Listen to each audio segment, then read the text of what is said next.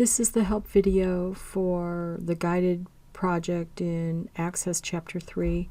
We're picking up with step number 7.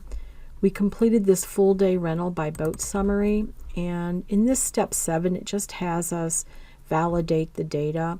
And so you could go through and do this and look at your SD rentals and compare it and actually calculate it. It should be $8.95, which is what we have, so we know our query is working.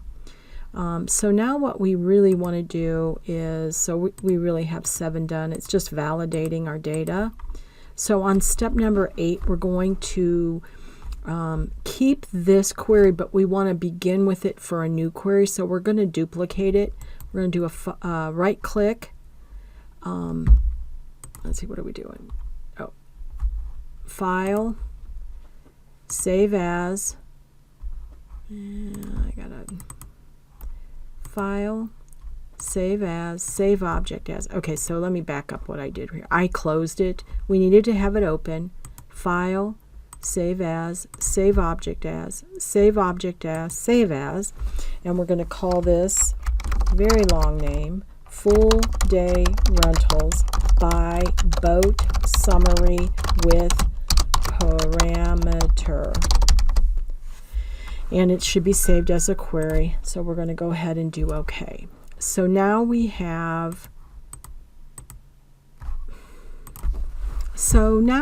these two queries, and unfortunately the way they have them, they begin with the same thing.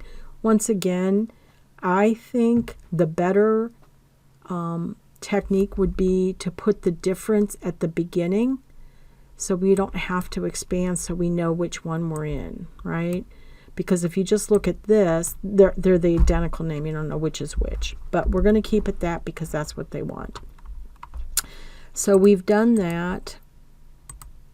And so now we want to open the one that has by parameter. We're going to open that in Design View.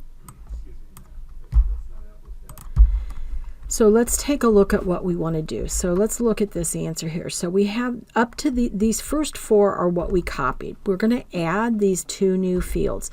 So full day rental rate, we want to get account. And then we want to add rental date as a where clause where we're going to put a parameter in.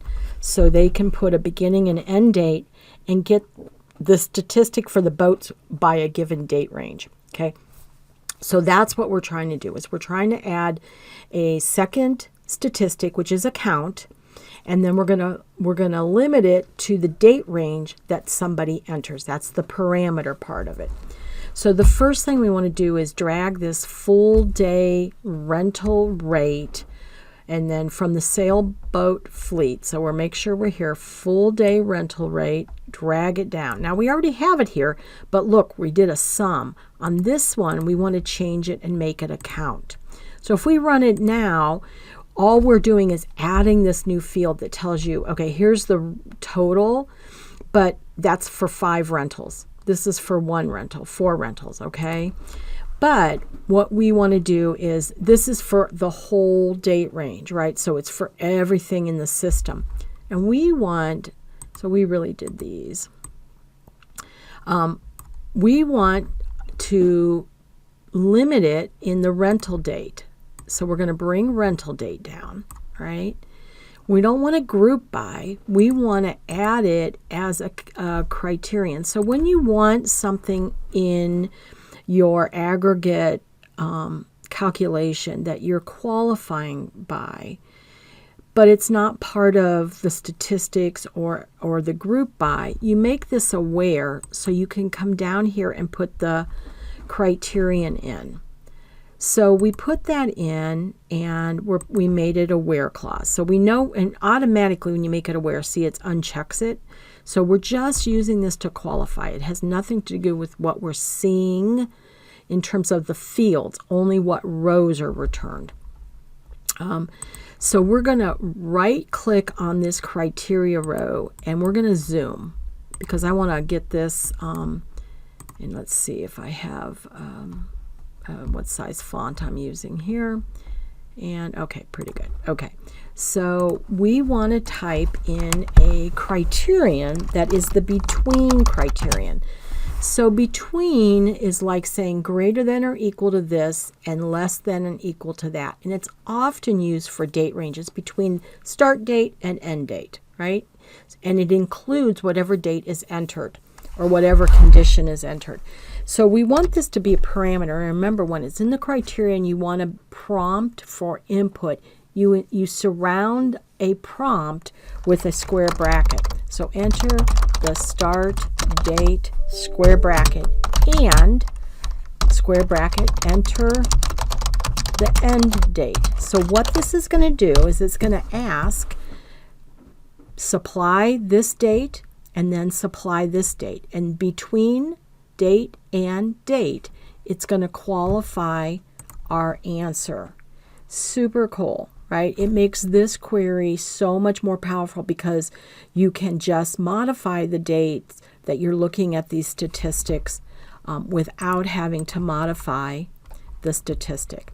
So let's make sure we're in the one that says with parameter, and we're going to save it. And now we're going to test it. So we're going to run it. And it's going to ask the start date. Hey, that's my first prompt. So my first start date is 2/1/2020. And then here's my second prompt, right? When we were looking at our parameters, that's what I put inside the square brackets. We're going to put 2/28/2020. So we've got the month of February. And we should look at four records, 716, 4, 179, 1, 89, 1. Perfect. Perfect. That worked perfect. So next time I want to run this, I could, let me come back here, and let me run it again. This time I'm going to do 2/1/2020 and 2/15. So a different date range, right? It's only half the month. So now I'm getting totally different numbers, right?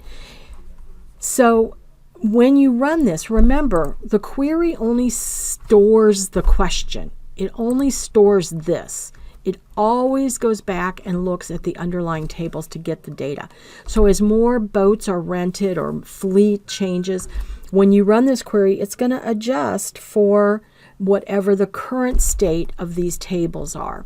So let's go ahead and save that again. And let's go ahead and close. Let's do reopen it. And in design view, sorry. And it put the two where clauses at the end. That's just an access thing. It doesn't matter. Okay? It doesn't matter. It doesn't matter the order of these. Okay? So we're done with that. We can close, and we're done with this movie. We're going to do the rest of this guided assignment on the next movie. All right, guys, thank you.